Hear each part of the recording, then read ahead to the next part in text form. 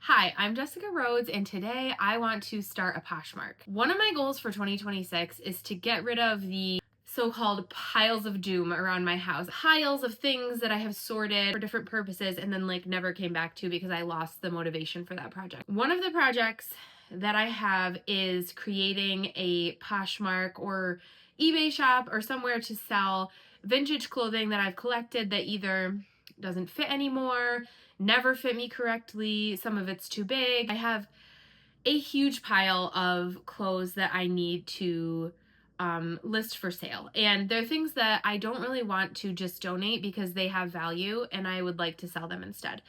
So my job for today and for this vlog is to use it as accountability to actually start this Poshmark.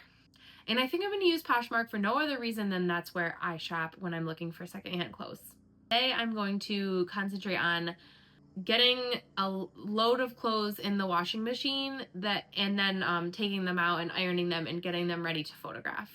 And I also want to go on Poshmark and look at what criteria I need from each piece of clothing so that I have kind of a checklist to go through before I bring it to be listed. All right, let's get started. This is the pile that has been sitting in my bedroom. I kind of keep piling things here. A lot of this is vintage. Some of it is just stuff I've bought on Poshmark that isn't vintage.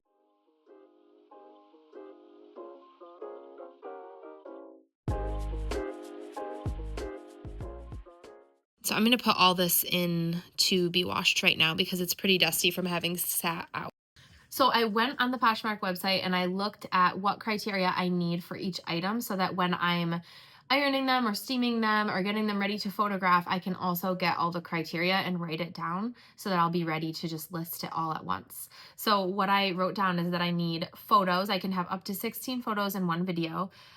And then I need the condition, the brand, the size, the color, the material, the style, and the measurements. And for the measurements, it's the bust, the length, the sleeve length, the rise, the inseam, and the waist for each item, depending if it's a top or a bottom or a dress or what it is. I'm gonna rewrite this down in a neater way so that for each item, I just have this little checklist to run through and I'm all set when I go to list it. So here is my list. It shows all the criteria that I need to write down and then how to measure each of the measurements correctly and which ones to double especially. I have a whole rack full of clothes that I've washed. I'm going to make separate piles based on things that are ready to go and can be photographed right away, things that need to be ironed or steamed, and things that need any repairs. There are a couple things with fallen hems that I can repair myself, luckily, so I'm going to put that in a separate pile. I'm actually going to photograph these in my bathroom, which sounds weird, but it's actually because there is a door with a hook on it here directly across from a window, so it's just pure natural light going onto the clothes if I hang them here. So I'm going to get started, hang up the first item, and start measuring.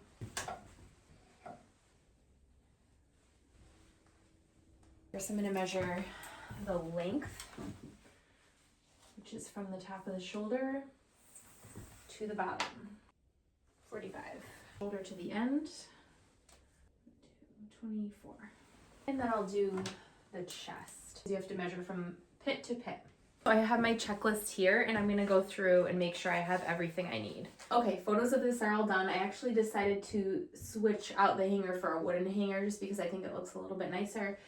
And I'm gonna go ahead and I'm gonna have a basket, or I might find a bin where I can keep all the photographed clothing so that if somebody orders it, it's easy to just find it. It's all in one place and it's kept from getting dusty.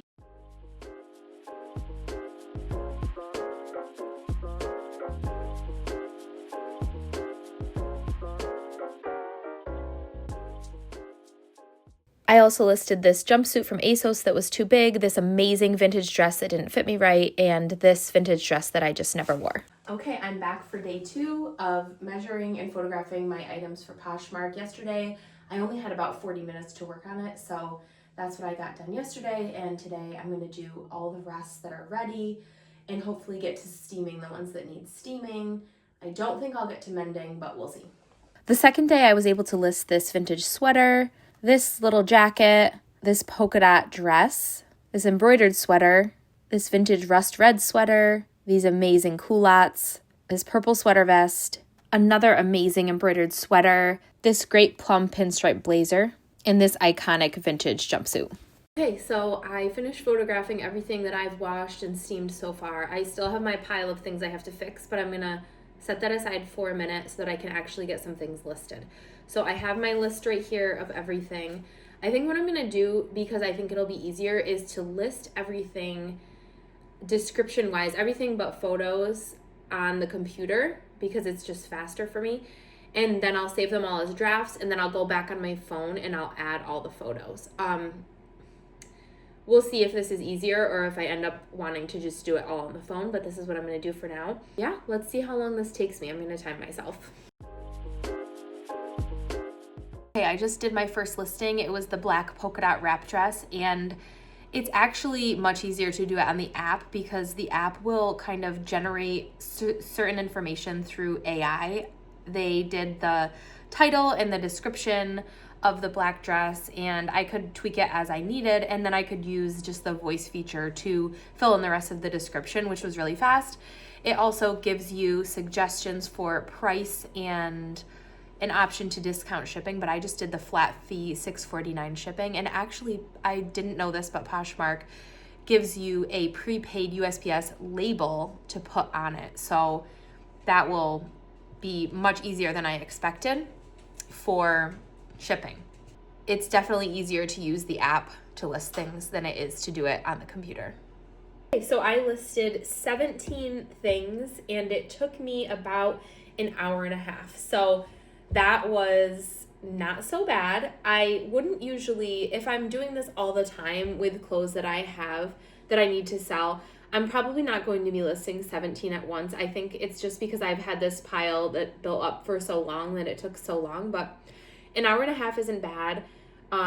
Once I got the hang of taking the photographs and getting the information, that didn't take long either. It probably took like a couple minutes per piece. So this wasn't as bad as I thought. And I think that most things that we put off and think that are going to be really hard end up being not as bad as we thought. So I'm going to go put another load of those clothes in. I have a few, probably have like another 10 items to list, plus the ones that need to be fixed. So I'm going to get those on a roll so that they are ready to be listed too, and hopefully I can start making some sales and getting some of this stuff out of my house. I already have a better method. If you download the app, you can just snap the pictures and write the description all at once with it hanging here while you're measuring, and it's way faster, way easier. And on the third day, I listed these Aquazzara boots that are a little too small, these Nisolo boots that are a little too small, and these Sorel boots that are a little too small. And I listed this vintage dress, this vintage slip set, a ton of these vintage like muumuu nightgown things, and a few different pairs of jeans. And this was the final result of my Poshmark shop. These are all the things that I listed. I think I listed 39 different items. I already sold one in the first week, so that was exciting, and I hope that I get to sell a lot more. Thanks for coming along with me to start my Poshmark shop. It was holding me accountable to actually finally do it and get that pile of clothes off of my floor. And now that I'm started, I feel like I'm on a roll. So thank you for following along, and I'll be back next week.